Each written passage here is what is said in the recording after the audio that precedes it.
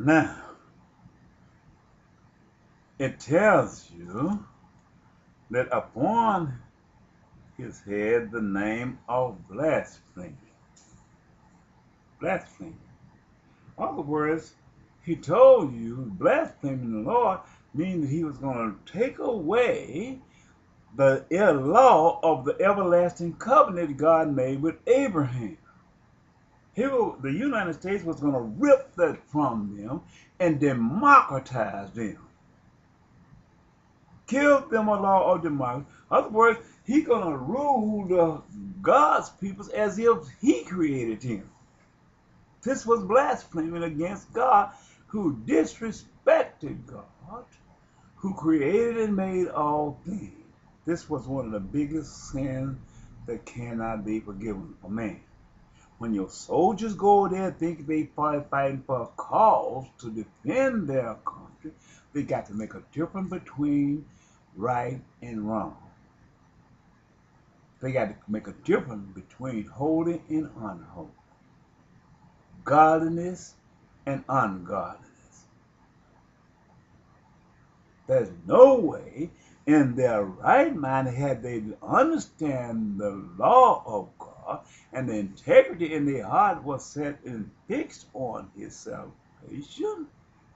There's no way they would have went over there on a voluntary charge and risked their life for eternity in the eternal fire, and that's where they're going when they kill one of the vessels and force God's peoples into a democratized system, dividing their own government in the due process by making them take on abandon the law of Moses.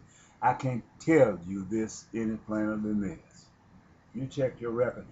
Anything we go in life, we should have from our youth up be mindful upon the God we serve and the God we should abandon.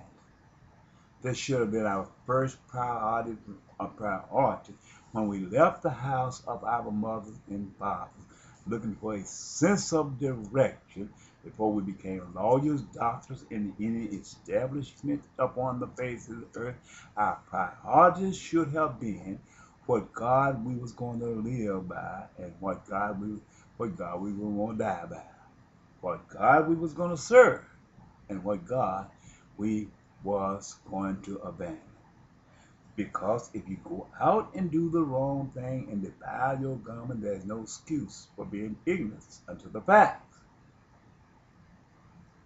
Because we will be judged by every word that comes out of our mouth and everything that we do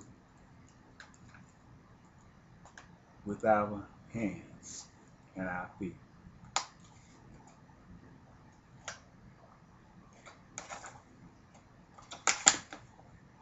I'm not preaching propaganda, but I'm speaking that which is written in Scripture. Now, let's go to verse 2.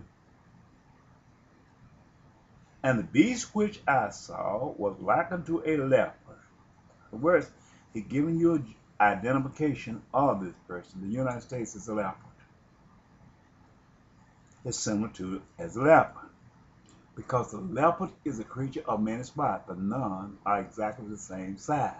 Neither is a replica of each other, but these are creatures of many spots.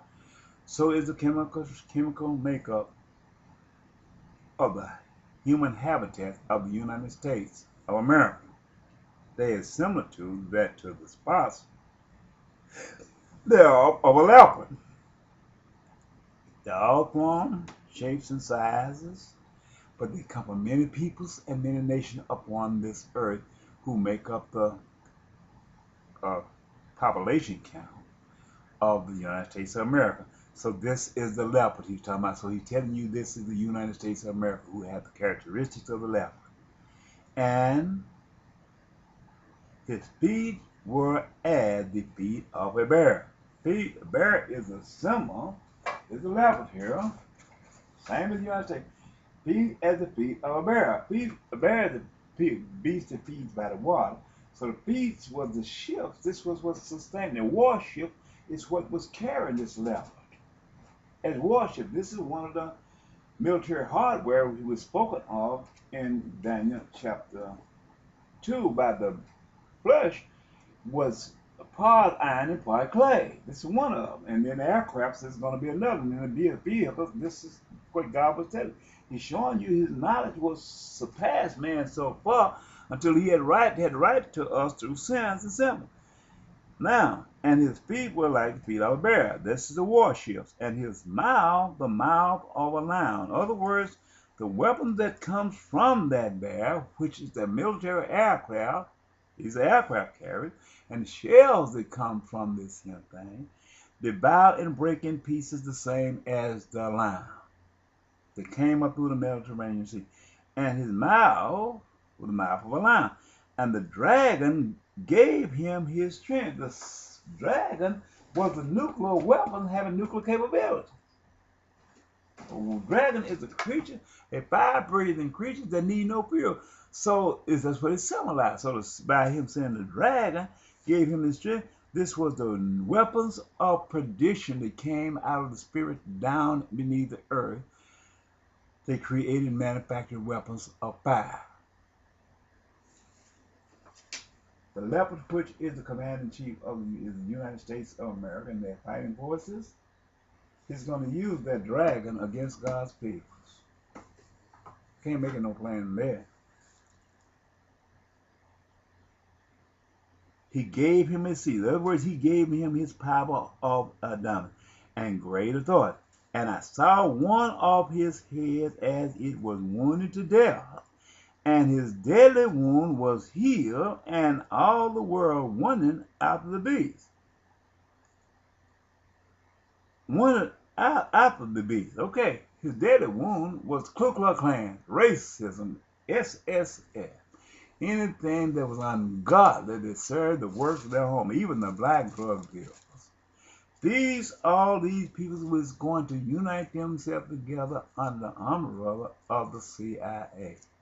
Once the victory is counted in number, they're going to take over the whole thing. I don't care what you say. I'm telling you this. You can sit up and do anything you want to me. You can't. I don't care. I done told you what God told me to tell you.